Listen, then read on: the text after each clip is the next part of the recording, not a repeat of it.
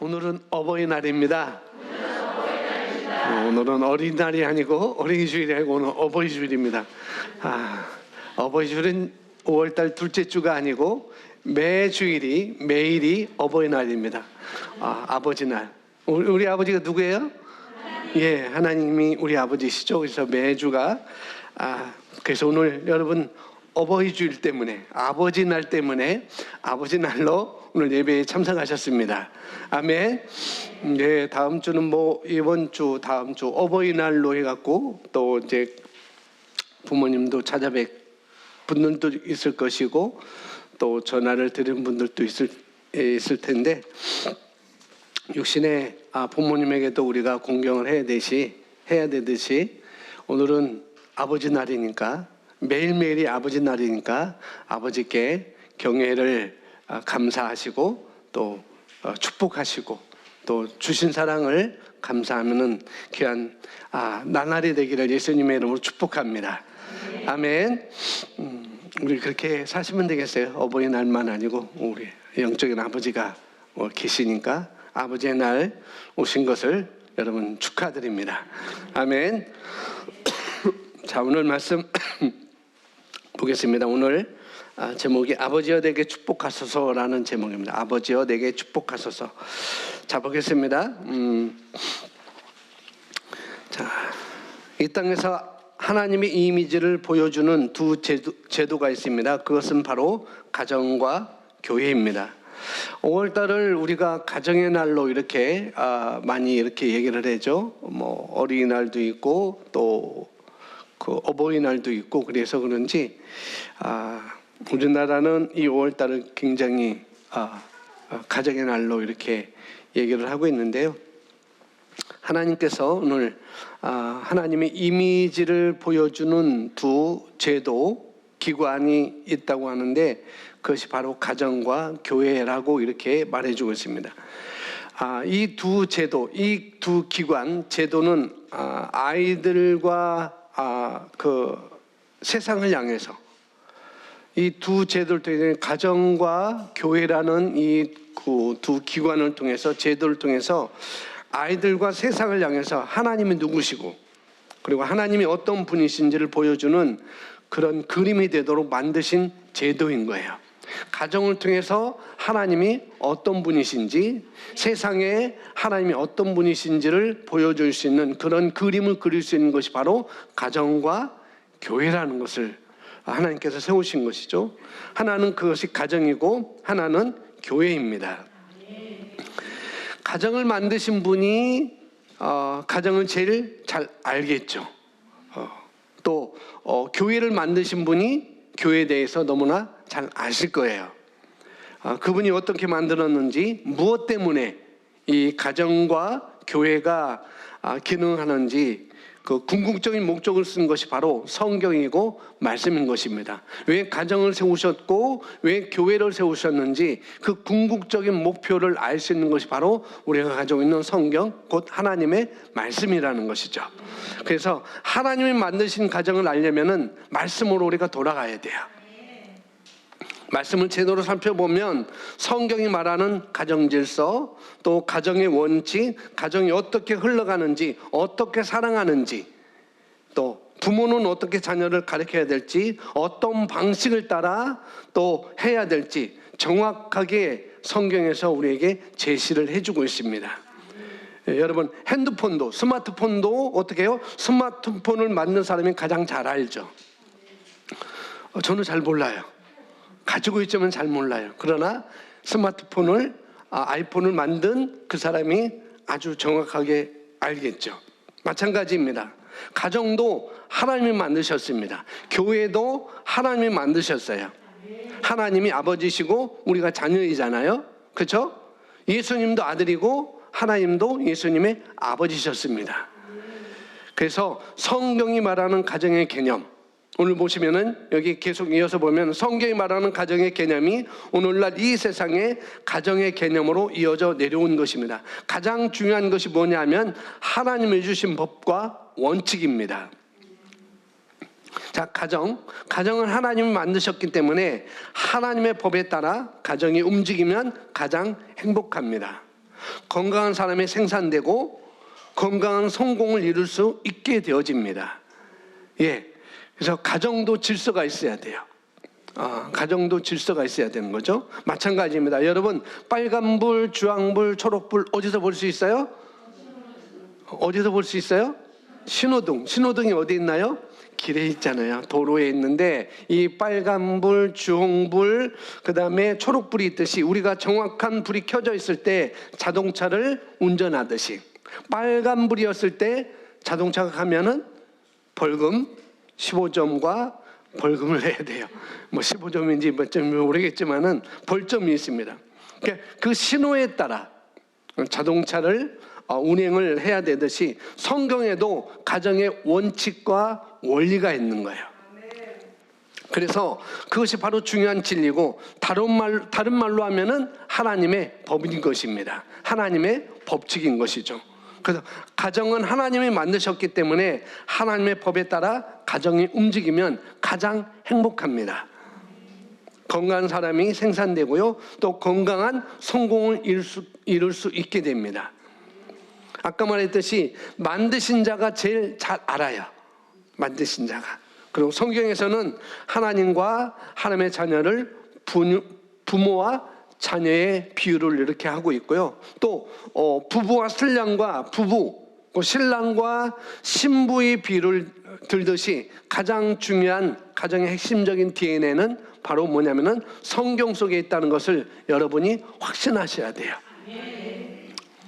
부부는 우리 부부가 있잖아요. 가정에 부부가 있는데 성경에서는 그것을 신랑과 신부로서 예수님과 우리 거듭난 그리스도인들의 관계를 그렇게 요한계시록에서 말씀하고 있습니다. 그러니까 성경에서 아주 정확하게 우리에게 알려주고 있다는 것입니다. 그래서 보면은 부모의 기준이 자녀의 수준을 만듭니다. 엄마 아빠의 수준이 자녀의 수준을 만든다는 거죠. 그래서 여러분, 이것이 가장 중요합니다. 원리, 원칙, 질서, 법칙, 기준, 이것이 가장 중요합니다. 부모가 세상의 기준을 가지고 교육하느냐 아니면 하나님의 기준을 따라 교육하느냐. 여러분, 세상의 자녀 양육 방식은요, 시대와 시절마다 늘 달라집니다. 그죠? 세상의 교육 방식. 제가 자랄 때와 여러분의 자녀가, 우리 자녀가 자랄 때는 늘 달랐어요. 교육 방식이 달랐습니다. 저 때는 때리면 다 됐어요. 그럼 지금은 다 되잖아요. 때리면은 뛰쳐나갑니다. 때리면은 대들어요. 때리면은 엄마 아빠 때려요. 이렇게 시대가 다 달라진다는 거죠. 그래서 이 시대와 이 세상의 교육 방식은 시대와 또 시절마다 다 달라지기 때문에, 그러나 하나님의 양육 방식, 하나님의 교육 방식은 뭐예요? 늘 똑같습니다.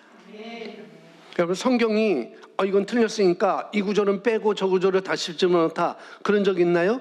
전혀 없습니다. 잠언서에서는 여전히 31장으로 여전히 그 구절로 계속 가고 있어요. 늘 똑같습니다. 왜요? 진리이고 원리이고 원칙이고 법칙이고 기준이기 때문에 그런 거라는 거죠.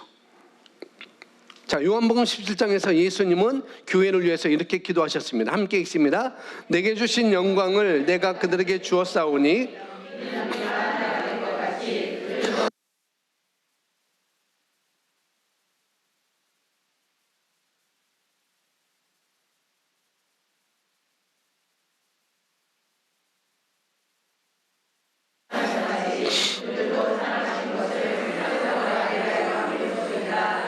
아멘. 이 말씀에서 예수님은 교회가 왜 하나가 되어야 되는지, 이 교회가 하나가 되어야 되는지 제자들에게 말하고 있지만은 교회가 왜 하나가 되어야 되는지, 왜 우리가 두세 사람이 모인 곳에 하나님이 함께 하시는 것이 그것이 교회인데 왜 교회가 하나가 돼야 되는지 아주 두 가지 이유를 여기서 말씀하고 있어요. 먼저는 하나님 아버지가 예수님을 뭐 하셨다는 것? 보내셨다는 것을 세상이 알게 하기 위해서. 그래서 교회는 하나가 되어야 된다 라고 말씀하고 있고, 두 번째로는 하나님 아버지가 그들을 사랑하신다는 것을 알게 하기 위해서, 그래서 교회가 하나가 되어야 된다는 거죠. 그러면 반대로 교회가 분열되면, 교회가 하나가 되지 않고 가정이 하나가 되지 않고 분열되면은 어떻게 해요? 하나님 아버지가 예수님을 보내준 것이 아니고, 하나님 아버지가 사람들을 사랑하지 않으신다고 세상을 향해서 우리가 말하는 것입니다. 그래서 가정이 분리되는 것은 아주 우리가 깊이 생각해야 돼요. 부부가 분리되는 것.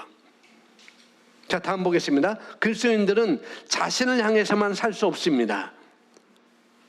요한복음 여기 17장에서 위의 말씀은 예수님이 신경 쓰시는 것은 거듭난 그리스도인들만을 위한 것이 아니라 다른 사람들을 위한 것이 더 큽니다. 이렇게 교회는 하나님의 이미지를 대표해서 사람들에게 보여주는 것입니다. 이 시음복된 교회, 이런 의미도 있지만은 바로 저와 여러분이라는 것을 여러분이 아시죠? 교회는 어떤 건가? 저와 여러분인 것입니다. 그래서 한 개인이 하나님의 이미지를 대표해서 보여주는 것이 아니라 어떻게 해요? 믿는 자들의 교제 속에서, 믿는 자들의 관계가 하나님의 이미지를 보여준다는 거예요.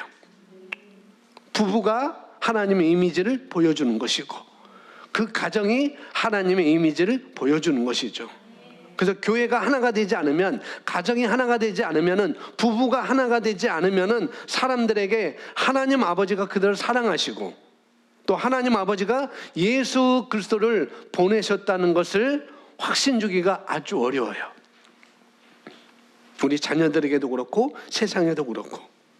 그래서 계속 보시면 교회가 하나님의 이미지를 보여준 것처럼 결혼을 통해 만들어진 가정도 마찬가지입니다. 가정이라는 제도는 인간의 아이디어가 아니었습니다. 그것은 하나님의 제도였습니다. 성경은 말합니다. 함께 있습니다. 내 백성이 지식이 없으므로 망하는도다. 예, 부모가 인식하건 하지 않건 관계없이 부모는 자녀의 미래의 삶을 위한 강력한 열쇠를 손에 쥐고 있습니다.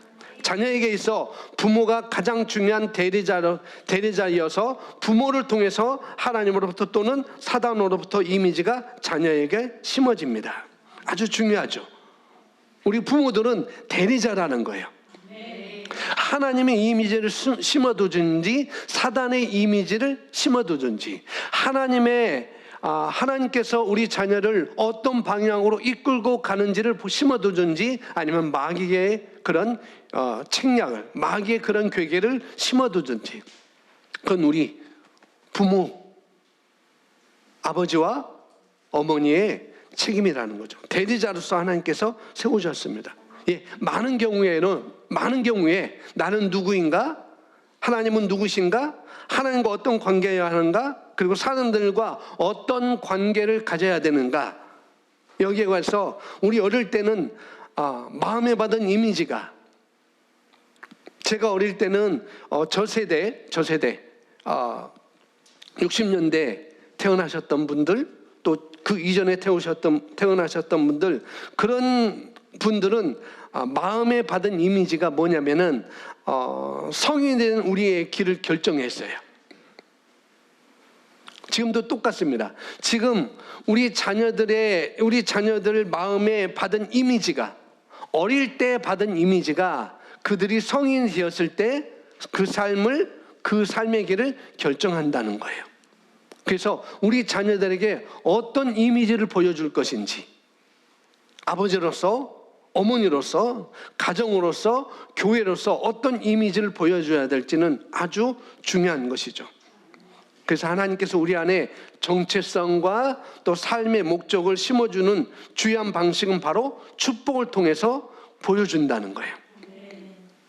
아버지가 자녀를 어떻게 축복하는지, 엄마가 자녀를 어떻게 축복하는지, 교회가 그 가정에서 자녀를 어떻게 축복하는지, 교회가 어떻게 축복하는지, 그 축복을 통해서 하나님께서 우리 자녀들에게, 우리에게 보여주는 정체성, 삶의 목적을 보여준다는 것이죠.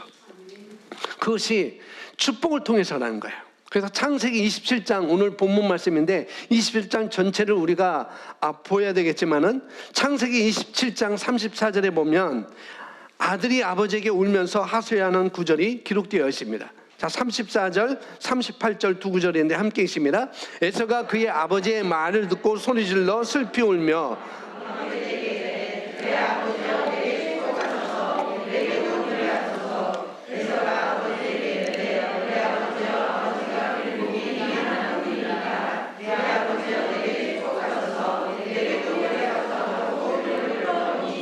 예, 27장은 바로 속임수를 쓰는 리브가와 야곱, 에서, 이삭의 이야기가 나와 있어요. 어느 날 이삭이 이제 나이가 들어서 앞에도 잘 못 보고 이제 죽을 날을 이삭이 알았던 것 같아요. 2절에 보면은 이제 죽을 날이 내가 다 되었으니 라고 이렇게 말하면서 에서에게 말합니다. 에서야, 이제는 내가 죽을 날이 다 됐으니까 내가 잘하는 그 사냥 기술 통해서 들짐승, 아주 들짐승, 뭐랄까, 지금은 뭐예요? 지금은 뭘 먹이죠? 사료를 먹이잖아요. 사료를 먹인 거와 야생에서 자란 거와는 차이가 있잖아요, 맛이. 그래서 이삭이 에서에게 말합니다. 장자에게, 큰아들에게, 맏아들에게 내가 들에 나가서 사냥을 해서 그 만든 고기 가지고 별미를 만들어 주물럭을 만들든지 불고기를 만들든지 양념갈비 만들든지 어쨌거나 만들어 와봐. 내가 그걸 먹고 너를 축복할게 라고 그 말을 해요. 근데 그 옆에서 있던 리브가, 엄마가 그 말 듣고 에서보다도 야곱을 더 사랑했기 때문에, 늘 끼고 다녔기 때문에 이 축복은 에서가 받으면 안 되지. 자기 배에서 나온 아들이었는데도 이 축복은, 이 아버지의 축복은 야곱이 받아야 되지. 그러면서 속임수를 써요. 야곱아, 아빠가 이런 얘기하는데 내 형 에서가 그 축복을 내가 다 형이 축복을 받을 것 같아. 그러니까 이 축복은 내가 받아야 돼. 마땅하다. 그래서 속임수를 씁니다. 그래서 염소 새끼를 잡아와서 리브가가 요리를 해서 그걸 가지고 이제 야곱에게 아버지에게 갖다 주라고 이렇게 얘기하죠. 그런데 목소리도 들리고 에서는 털이 둡쑥 닦고 야곱은 매끈한 사람이라고 그랬어요. 그러니까 야곱이 걱정하는 거예요. 들키면 어떡하지? 엄마 들키면 어떡하죠? 아빠한테 들키면 어떡하죠? 축복은 고사하고 저주를 받을 것 같아요. 근데 엄마가 그런 말이에요. 들키더라도 저주를 내가 받을게. 그리고 너는 준비만 해. 그렇게 얘기를 해서 결국은 그렇게 다 해가지고 이제 야곱이 들고 들어갑니다. 내 목소리가 틀린 거예요. 내가 에서인지 한번 내가 가까이 와봐라. 그래서 만져보니까 염소 잡았으니까 염소 털로 옷을 만들었으니까 털이 덥수룩하니까 에서인 줄 알죠. 그래서 27절, 28절, 29절에 그 에서에게 그 축복을 이삭이 야곱에게 그 축복을 전수해 줘요. 그 축복을 다 해줍니다. 그런데 바로 이어서 30절, 31절에 에서가 바로 들에 나가서 고기를 잡아서 그 짐승을 잡아서 요리를 만들어서 갖고 왔습니다. 이제 별미를 만들어 갖고 이제 모든 것이 다 완성되었어요. 아버지의 욕정대로 모든 것이 에서도 다 만들어 왔습니다. 그러나 돌아보니까 야곱이, 동생이 그 축복을 가로챘어요. 바로 몇 시간 전만 해도 에서는 정말 내가 아버지의 명대로 이것만 해오면은 아버지의 축복을 내가 다 받을 수 있구나. 아버지의 축복을 받을 수 있구나. 그런 기대감과 그런 소망을 갖고 그런 믿음을 갖고 다 준비해서 왔는데 야곱이 그 축복을 가로챘다는 소리를 듣고 정말 과연 이런 일이 일어날 수 있는가? 에서는 정말 아마 자리에 풀썩 주저앉지 않았었을까? 들짐승을 잡아가지고 별미를 만들어서 가져오면은 세월이 그 오랜 세월을 기다려온 그 아버지의 축복, 바로 받아들인 자신의 차지가 되는 것이었는데 그만 그걸 놓쳐버렸습니다. 에서가 수년간 기다려온 것, 수년간 기도하는 것, 그 축복이 뭘까요? 우리는 대체적으로 장자의 축복이라고 그 얘기를 하고 있어요. 그런데 아버지의 축복이었습니다. 아버지의 축복. 그냥 그 장자권인 것은 뭐냐면은, 그냥 장자권은 뭐냐면은 아버지의 재산의 두목을 갖는 거예요. 그런데 에서가 물론 에서는 처음에 그것을 하찮게 여겼다고 했죠. 그 장자권을 이 두목 정도야 뭐 내가 돈을 벌어서 충분히 내가 일해서 들짐승을 잡아서 그걸 팔으면은 아버지 재산의 두목 정도는 내가 충분히 내가 다 벌 수 있지. 그러지 않았겠어요? 뭐 그럴 수도 없을 거예요. 왜? 이삭은 거부가 됐었기 때문에. 근데 그 재산의 두목 정도가 아니었다는 거예요. 뭐냐면은 아버지의 축복이었습니다. 서로 넘고 그 자녀에게 내려지는 그 축복. 그 축복. 이 성경 시대, 이 구약 시대의 이 족장들로부터 아버지로부터 그 자녀들이 아버지의 축복을 받는다는 것은 중대한 아주 사건이었어요. 아주 중대한 사건이었습니다.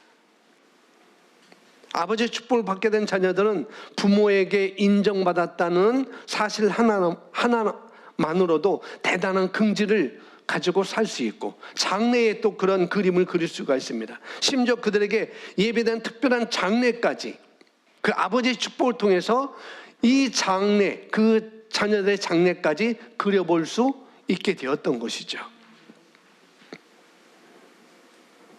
에서가 탄식하고 있는 것은 이 34절, 38절에서 창세기 27장 34절, 38절에서 지금 에서가 탄식하고 있는 것은 잃어버린 아버지의 재산의 두목이 아니었어요. 내가 두목 2배를 더 받을 수 있는데 2배를 놓쳤다니, 그게 아니었습니다. 아버지의 그냥 축복이었습니다.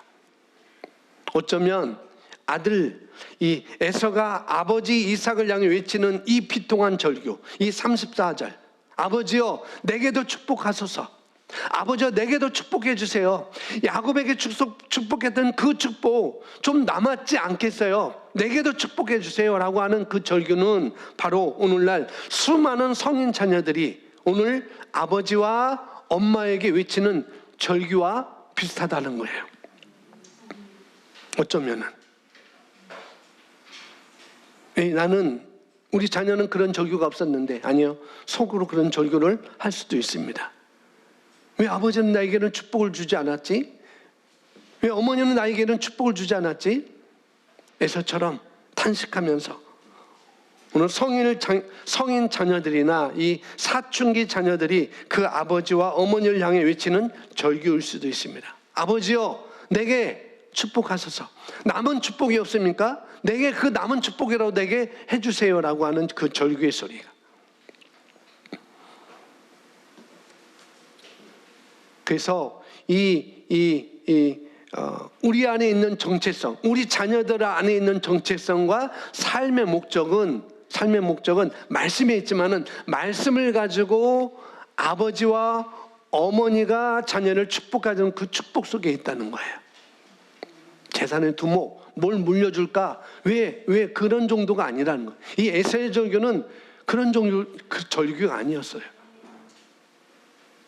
여러분 성경 찾아서 27장 27절, 28절, 29절 보세요. 얼마나 이삭이 그 에서에게 주었던 그 축복이 야곱에게 전달되는지. 어디에 있든지 내가 일구는 것마다 땅은 다 기름질 거야. 신약 성경으로 하면은 내가 어느 곳을 무엇을 심든지 다 좋은 땅이 되어서 30배, 60배, 100배를 거둘 거야. 얼마나 이게 좋은 축복이에요. 에서가 아버지 내게 줄 축복이 없어요? 내게 줄 축복이 없어요? 종이라도 있을 거 아니겠어요? 근데 아버지는 없다고 해요. 이삭은 없다고 합니다. 자, 보겠습니다. 여기 다음 보시면은 하나님은 자녀들이 인생의 여러 시기에 부모의 축복을 받도록 계획하셨습니다. 히브리어로 축복하다라는 동사는 바루크입니다. 이 단어의 주요한 의미 중 하나는 여러 가지 의미가 있는데 주요한 의미 중 하나는 형통하도록 힘을 실어주다입니다. 그러면 저주하다라는 단어의 정의를 내리면 형통하지 못하게 힘을 없애다입니다. 축복이라는 의미가 그렇게 있다는 것이고 저주라는 의미가 그렇게 있다는 거예요. 아버지의 축복, 이삭 아버지의 축복이 뭐예요? 형통하도록 힘을 실어주는 축복이었습니다. 어디를 가든지. 그러니까 에서가 요구했던 그거였었어요. 아버지, 형통하도록 내게 힘을 실어주세요. 형통하도록 내게 그 아버지 하나님의 축복을 내게 힘을 실어주세요. 그 축복이 그 절규였던 것이죠. 그래서 마가복음 11장 23절에는 우리에게 이렇게 말합니다. 세번역 성경으로 써놨는데 함께 있습니다. 시작. 내가 진실로 너에게 이르노니 누구든지 이 산더러 들려 바다에 던져지라 하며 그 말하는 것이 이루어질 줄 믿고 마음에 의심하지 않으면 그대로 되리라. 아멘. 제가 거기에 빨간 글씨를 써놨어요. 자녀의 삶에 대해서, 여러분 자녀의 삶에 대해서 무엇을 가지게 될까요? 여러분이 말하는 것입니다. 누가 그렇게 말했어요? 예, 예수님께서 마가복음 11장 23절에 예수님께서 그렇게 말씀하셨어요. 너희가 말하는 것입니다. 우리가 말하는 거예요. 우리가 축복하는 것입니다. 아멘. 그 말하는 것이 그대로 되리라. 따라서 합니다. 그 말하는 것이 그대로 되리라. 그 말하는 것이 그대로 되리라. 우리 어머니 아버지 고백하세요. 내가 말하는 것이 내 자녀에게 그대로 되리라. 아멘. 그렇다면 이 마가복음 11장 23절을 여러분이 믿는다면, 정말 이것을 내가 믿는다면 여러분 자녀에게 말하는 말을 검토해 보는 것이 좋습니다. 내가 내 자녀에게 어떤 말을 하는지. 이놈의 자식 그것도 못해. 이놈의 자식 그것도 못했냐. 그 말하는 것이 그대로 되리라. 충격적이잖아요. 내 자녀에게 어떤 축복을 할 것인지, 어떤 저주를 할 것인지. 내가 축복하면은 그 축복이 그대로 이루어지는 것이고, 내가 저주하면은 그 저주가 자녀의 삶에 그대로 이루어지는 거예요. 그래서 에서가 그걸 알았기 때문에 축복을 갈구했던 것입니다. 아버지의 축복을 갈구했던 거예요. 아버지가 말하는 대로, 그것이 내 삶에 그대로 이루어진다는 걸 에서는 알았기 때문에 조금이라도 달라고, 부스럭이라도 달라고, 27장 자세히 보세요. 부스럭이라도 달라고 아주 요청해요. 근데 없어요. 이미 야곱에게 다 갔어요.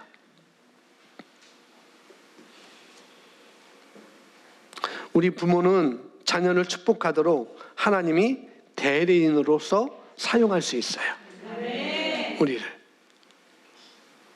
또 하나는 자녀를 저주하도록 사단의 대리인으로 사용될 수 있습니다.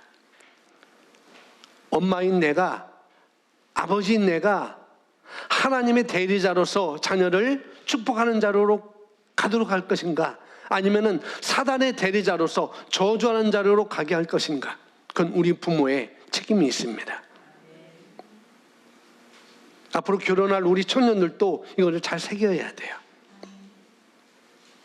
앞으로 태어날 내 자녀에게 내가 어떤 말을 해줄 것인지, 어떤 정체성과 어떤 삶의 목적을 심어줄 것인지, 그 말하는 것이 그대로 되리라. 내가 말하는 것이, 엄마가 말하는 것이, 아빠가 말하는 것이. 그래서 자녀를, 이 어머니와 아버지가, 부모가 자녀를 축복해주면 자녀가 성인이 되어서 부부관계, 가족관계, 일과 사역, 건강과 재정에 있어 형통하고 번창하도록 우리 자녀에게 힘을 실어주게 되는 거예요. 가족관계나 부부관계나 일에서, 사역에서, 건강에서, 재정에 대해서. 그래서 축복하다가 아까 뭐라고 했어요? 히브리어는 힘을 실어준다는 거죠. 그가 형통하도록, 그가 번성하도록. 아니면 저주하는 것을 통해서 자녀의 삶을 이 모든 영역에서 어떻게 해요? 형통하지 못하고 번창하지 못하게 하고 손상시킬 수가 있어요. 누가? 부모인 우리의 말로 인해서. 안타깝게도 우리 부모님 세대는 정말 깊은 상처가 있는 분들이 굉장히 많았어요. 저희 어머니도 상처가 많았고, 저희 아버지도 아버지는 모르겠어요. 아버지는 상처가 없었던 것 같아요. 여러분 부모 세대, 그 시대는 그럴 수밖에 없었죠. 왜? 죽도록 뼈가 빠지도록 일을 하셔야 됐기 때문에.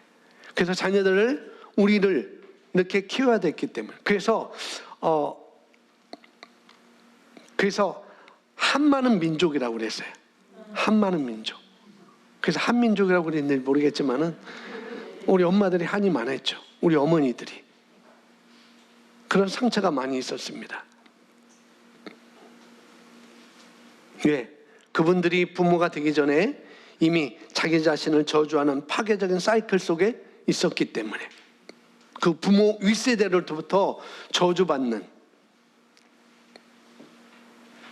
너는 태어나지 마야 되는데, 우리 부부가 피임을 하지 못해서 내가 이렇게 태어났구나. 여러분, 그런 말 하면 절대 안 됩니다. 그건 그것도 하나님의 계획 속에 있었던 거예요. 그런 것이 제가 여러분 기회가 되면은 하나님의 언어로 자녀를 축복하라, 이 내용도 거기에 있는 일부예요. 거기에서 임신했을 때 자녀에게 어떤 축복을 해줄 건지, 태중에 있을 때 어떤 축복을 해줄 것인지, 유아기 때 어떤 축복, 사춘기 때 어떤 축복, 결혼하기 전에 어떤 축복, 그런 것이 다 거기에 기재되어 있어요. 그런데요, 그런 축복의 말들이, 그런 저주의 말들이 그 자녀들 삶 속에, 사이클 속에 다 들어가 있다는 것이죠.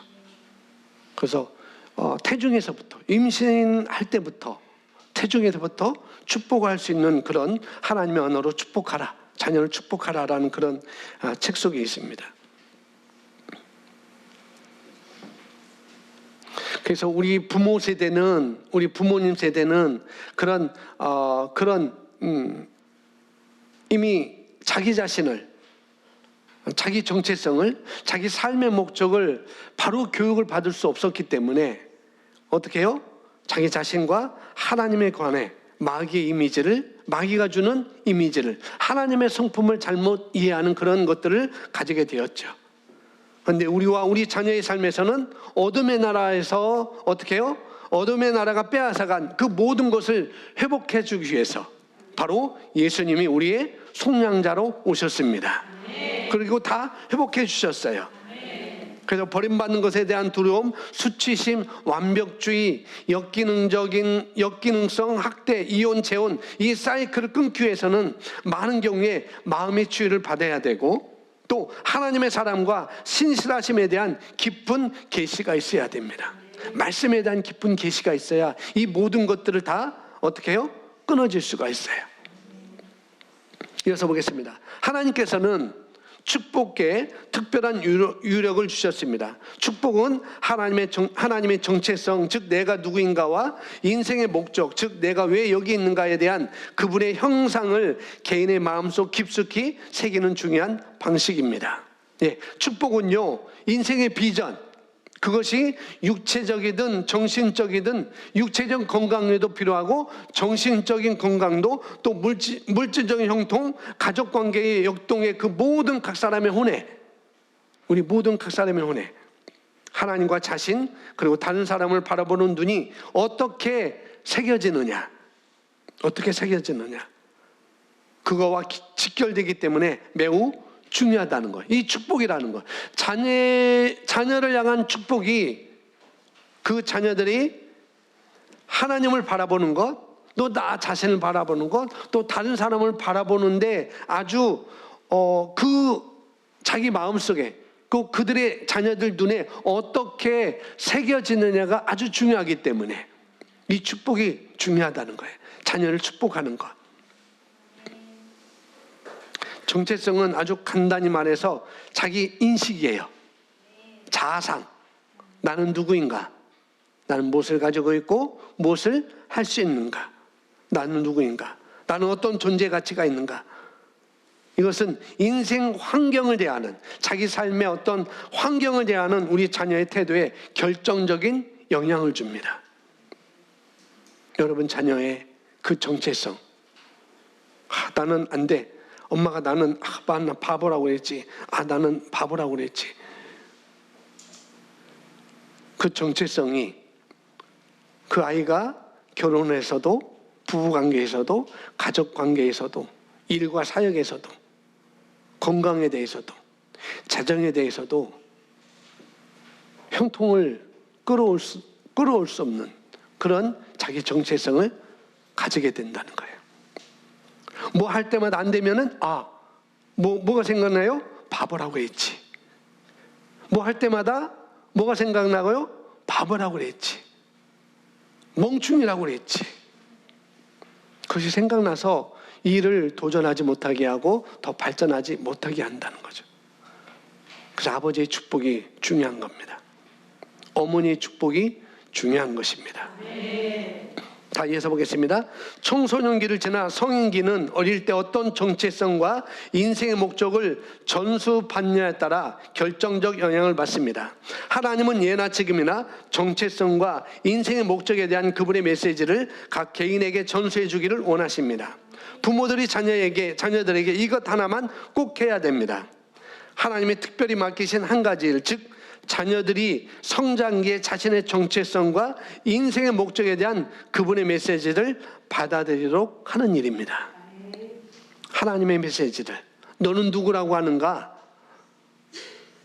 너는 누구라고 하는가? 그것을 받아들일 수 있도록 우리 부모가 꼭 해야 된다는 거죠.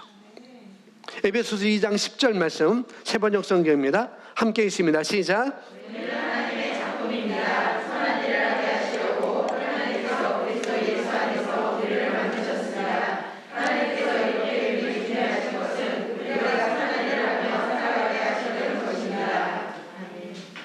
이게 우리가 살아가고 있는 하나님의 걸작품. 우리는 하나님의 작품입니다. 선한 일을 하게 하시려고 하나님께서 그리스도 예수 안에서 우리를 만드셨습니다. 하나님께서 이렇게 미리 준비한 것은 우리가 선한 일을 하며 살아가게 하시려는 것입니다. 우리 눈에 여러분 자녀 5명이면 다 넣기가 힘들겠죠. 그러니까 내 자녀는 이렇게 얘기해요. 내 자녀는 하나님의 작품입니다. 그러니까 우리는 거기에는 여러분 자녀는 내 자녀는 이렇게 넣어서 읽으시기만 시작. 내 자녀는 하나님의 작품입니다. 선한 일을 하게 하시려고 하나님께서 그리스도 예수 안에서 내 자녀를 만드셨습니다. 하나님께서 이렇게 미리 준비하신 것은 내 자녀가 선한 일을 하며 살아가게 하시려는 것입니다. 아멘. 이게 하나님의 뜻이었어요. 이것을 우리 자녀에게 심어줄 수 있는 것은 우리 부모입니다. 너는 하나님의 작품이야. 그냥 작품도 아니고 최고가 작품. 누구도 살 수 없는 작품이에요. 아무리 경조를 갖고 와서 살 수 없는 작품. 최고의 가치가 있는 것. 그만한 작품이. 그냥 1억 주고 살 수 있는 그런 작품이 아니라는 거예요. 또 하나님은 팔지도 않아요. 하나님은 그 작품을 팔지도 않아요. 하나님이 말씀하셔요. 잘 들으세요. 너는 이유 없이 갑자기 생긴 존재가 아니야. 에베소서 2장 10절을 우리 자녀들에게 하나님께서 어떻게 말씀하시는지, 너는 이유 없이 갑자기 생긴 존재가 아니야. 내 어머니는 10달 동안 자궁에 널 품고 있었지만 나는 너를 내 가슴에 수천 년이나 품고 있었단다. 그리고 한시의 오차도 없이 정해진 시간에 이 땅에 태어나도록 보내줬단다. 너는 나의 최고의 걸작품이야. 너는 내가 창조한 모습 그대로 예쁜 딸로 아들로 또 아들로 딸로 태어났단다. 너는 아무 문제도 없어. 조금의 결점도 없는 완벽체라는다. 내가 스스로 너를 사랑하고 또 사랑받도록 창조했으니 사람들에게 사랑과 인정을 받으며 자랑할 거야. 이게 하나님의 메시지인 것입니다. 그래서 부모의 축복을 한 번만 받고 거치는 것을 하나님은 원치 않으셔요. 태어났을 때, 100일 때, 돌 때, 결혼할 때, 이때만 축복해 주는 게 아니라는 거죠. 평소에 늘 하나님은 자녀를 축복하기를 원하셔요. 한 번만 하고 그치는 것을 하나님은 원치 않으십니다. 그래서 아침마다 여러분도 고백하시면 자녀에게서 여러분 축복해 주세요. 아침마다.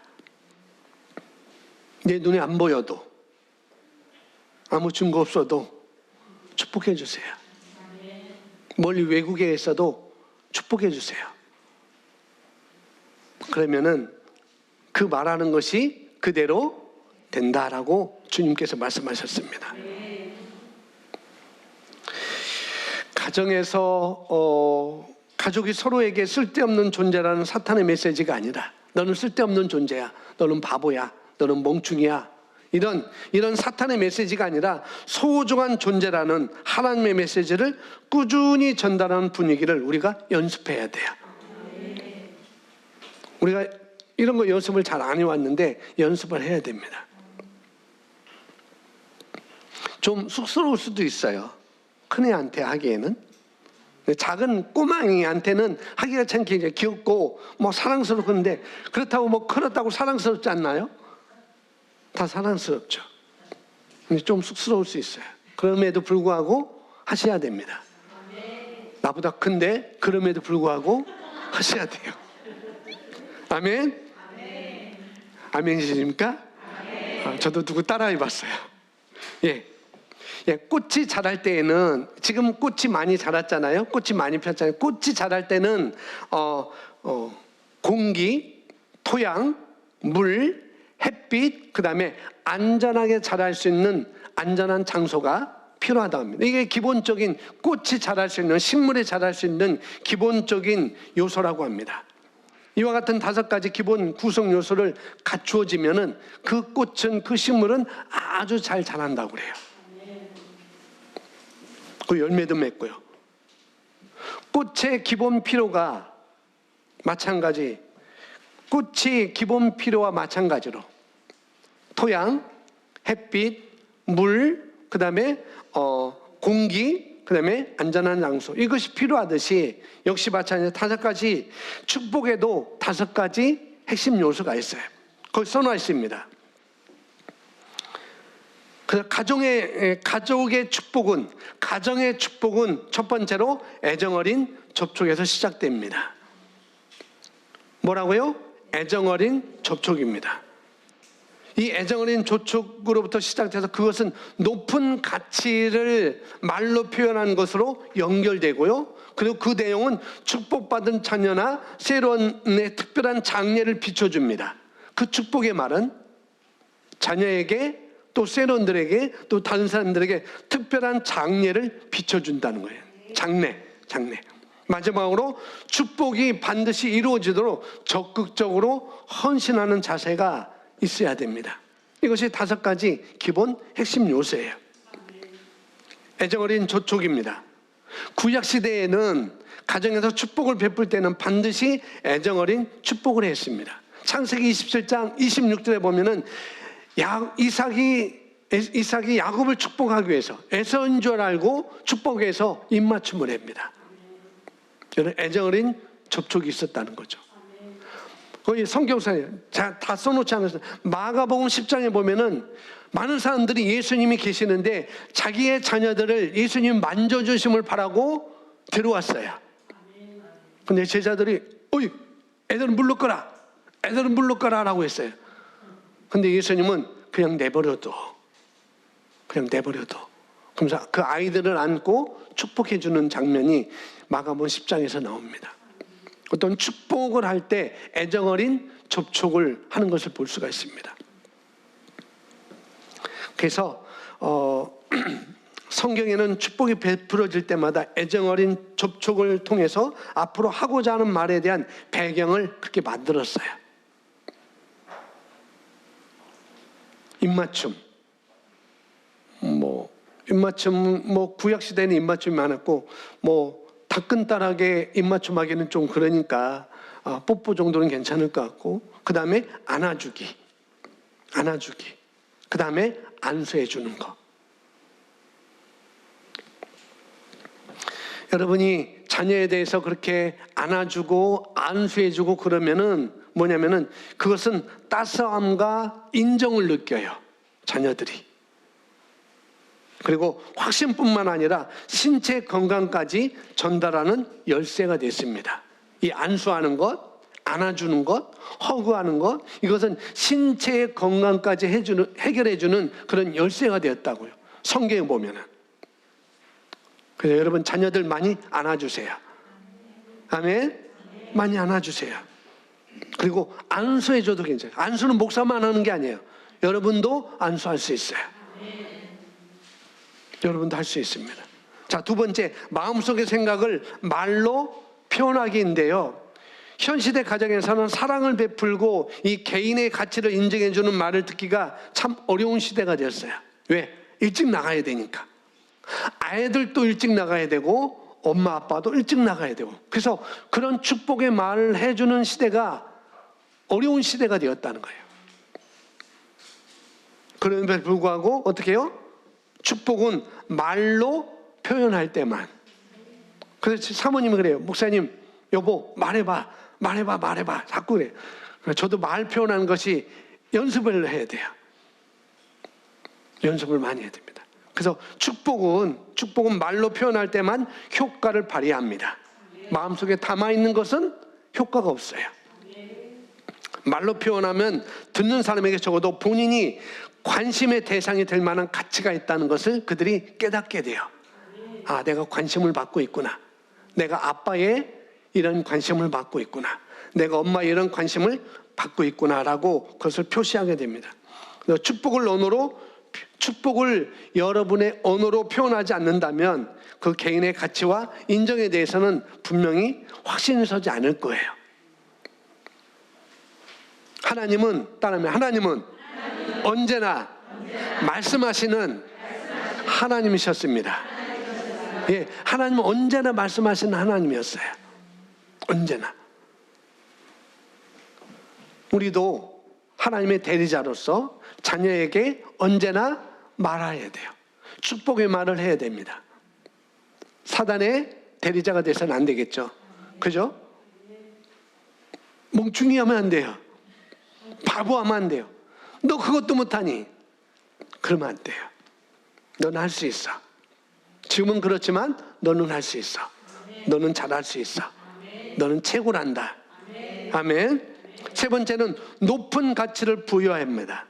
어떤 것을 귀하게 여긴다는 것은 거기에 명예를, 존중을 부여한다는 의미가 있습니다. 그래서 내 자녀는 높은 가치가 있다. 그래서 축복하고 안아주고 또 말로 축복해 주는 것은 그 자녀의 가치가 높다는 것을 그들이 인식하게 하는 거예요. 네 번째, 특별한 장례를 말해주기입니다. 이삭은 야곱에게 창세기 27장 26절, 27절, 28절, 29절에서 만민이 너를 섬기고 열국이 되게 굴복할 것이다 라고 말해줬어요. 뭐냐면은 야곱은 지금 어리지만 앞으로 장래에 대해서 그런 축복을 해줬던 것이죠. 여기에는 말해주는 이가 그 말에 대해 뭐가 있어야 될까요? 믿음이 있어야 돼요. 자녀에 대한 그 장래에 대한 믿음을 가지고 말해줄 수 있어야 됩니다. 의심 가지고 말하면 안 돼요. 얘가 과연 될까? 그런 의심을 가지고 하면 안 돼요. 확실한 믿음을 가지고 너는 이렇게 될 거야. 너는 만민이 너를 섬기고 열국이 되게 굴복할 것이다. 아멘. 너는 유명한 기업의 CEO가 될 거야. 너는 사업가가 될 거야. 너는 정치가가 될 거야. 너는 경제가가 될 거야. 너는 재계가가 될 거야. 그런 믿음의 축복의 말을 하시기 바랍니다. 그래서 성경적인 방식을 사용해서 장차 우리 자녀들이, 여러분 자녀들이 어떤 삶을 살아갈 것인가에 대해 특별한 장례를 말해줘야 돼요. 그리고 하나님과 다른 사람을 섬길 수 있도록 그렇게 말을 해줘야 됩니다. 너만 먹고 잘 살아. 그게 아니고 내가 벌어서 내가 잘 돼서 하나님을 위해서 일을 해야 되지.